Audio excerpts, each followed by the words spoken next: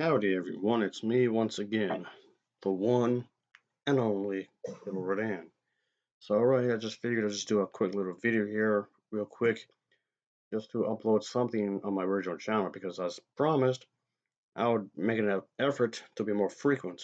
So this of course, this video would involve gay rights, the LGBT rights, it gets to be a bit more general and whatnot, and people having the right to get married. Yeah, we're going on this topic again.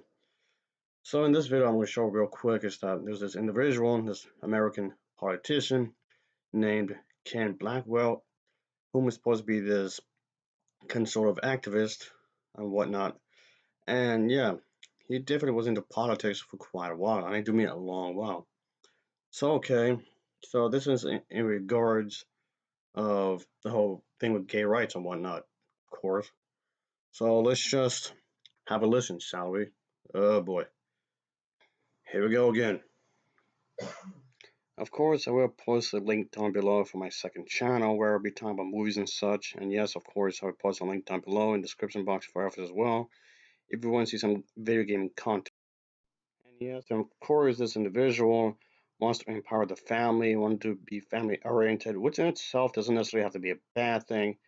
But of course, people use it as a weapon in a lot of ways, which unfortunately a lot of these religious people would do that. But with that being said, let's just get into it. Here we go.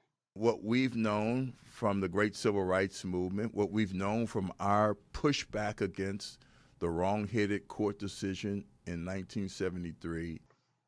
Yeah, when interracial relationships were viewed as a bad taboo and whatnot.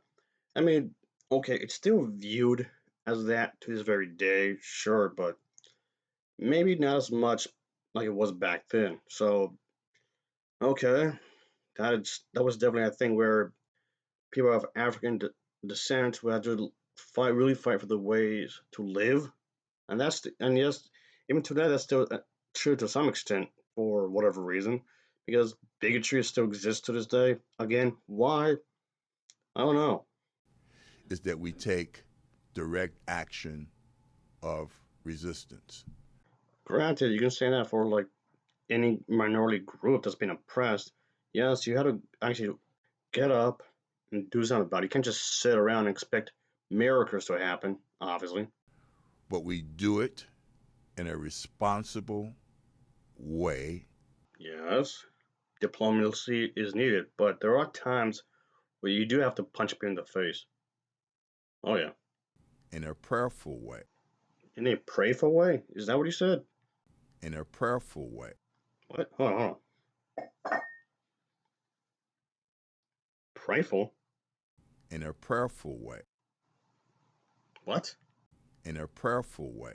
Okay, that's where I'm going to definitely disagree with you on that. If you're just going to pray a problem away, okay, quit your job, stop whatever you're doing, and just be lazy all day and pray to God to give you all the money for rent and what for whatever else. Just quit your job out of the blue and just ask Jesus for assistance. Why don't you just do that? And then when it comes to the civil rights matter, do nothing. Just sit back down on the couch and just pray to God and let Him take care of the business. Seems contradictory when you think about it. And let me just tell you that the reason I framed my remarks at the beginning, that we are now at one of those pivotal moments in our nation's history. Even though technically you can trace the LGBT activism even as far as back as the 1960s, if not further. But okay, go on.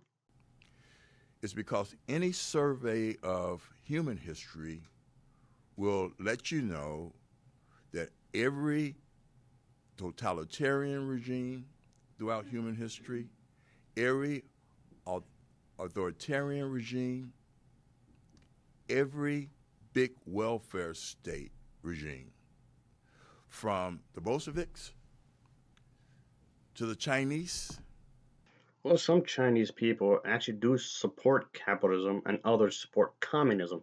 So that's a bit of a general statement. So it depends which Chinese individual are you referring to. And the same thing with the Vietnamese as well and the Koreans.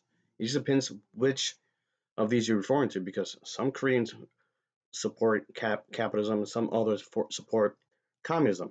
Same with the Vietnamese. Some of them support capitalism, others will support communism. Again, it just depends which individual you be referring to. But okay, that's a bit of a general statement, but whatever. To an administration that is growing the state right here in America, there are two things that they do. Well, more than two things, but go on. They destroy or weaken the family. Kind of no. Again, that would depend on who you're referring to. Of course, they won't want family to be close to them. Are you talking about which dictatorship are you talking about, really? I mean, dictatorships, some dictators would want the family to be around, and others don't. Again, that's a bit of a general statement, but okay.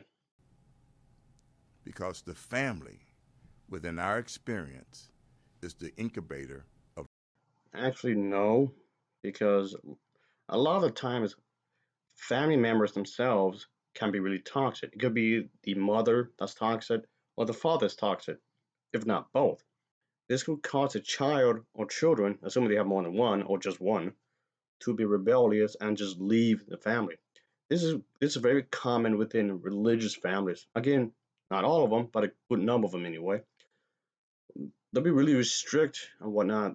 These families will create their own problem and would wonder if the black sheep of the family, the rebellious one, would just leave.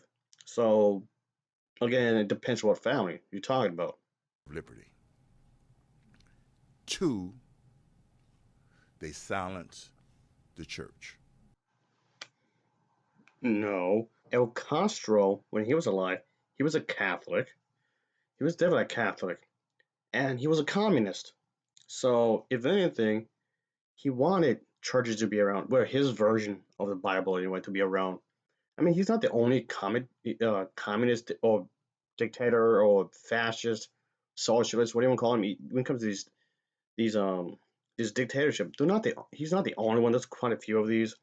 So if you actually look in your history books or just do some kind of research, people like El Castro used religion to manipulate people. Another one is speaking of the Hispanics, the Spanish Empire had done the same thing. The Spanish Empire had done the exact same thing. Of course, this doesn't mean all Hispanics are like this, of course.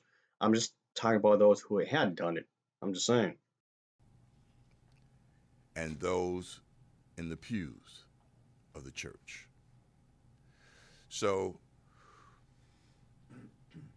in our discussion, it always comes up, particularly within the present framework of when you say the word resistance. I still don't know what he's getting at, but I'm referring to the original video where the anti-activists are mentioned to use civil disobedience against the fight gay marriage and whatnot. When you say the word of the, the two words of civil disobedience, they think of the criminal activity that we see on our TVs.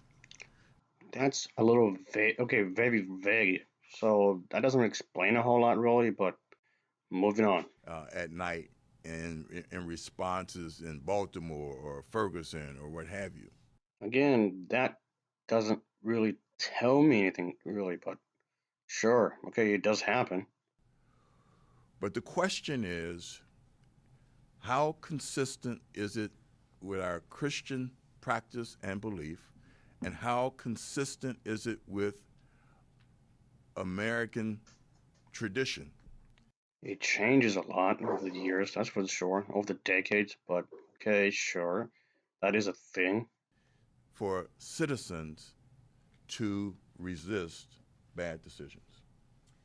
I really don't know what this has to do with gay marriage, really. But I know when you say traditional family, traditional marriages, traditional Christian values. Is that what you're talking about? You want Americans to stick with that? Really? Yeah, he didn't really expand upon a lot of stuff really at all. I mean, yes, there's been protests in American history. Protesting is has become one of the most common thing in history. Even back in way back in Vietnam. You wanna go with that? You wanna go with into that kind of direction. So that was a thing, definitely. And there was even uh,